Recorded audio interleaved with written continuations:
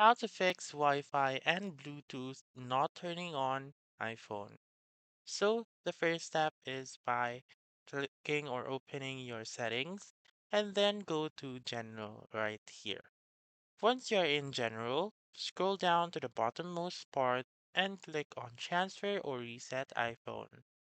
Click on that one and then click on Reset right here and click on Reset Network Settings.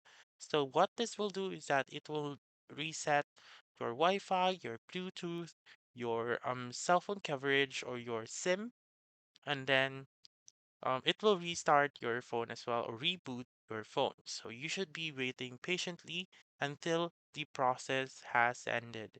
So once you have done that, make sure again to click on reset network settings only and not reset all settings.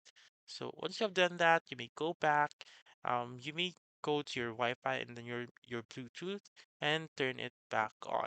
However, if the problem is still there, then I would suggest you should contact Apple support or go to the nearest Apple or Mac center on your location. So that's it.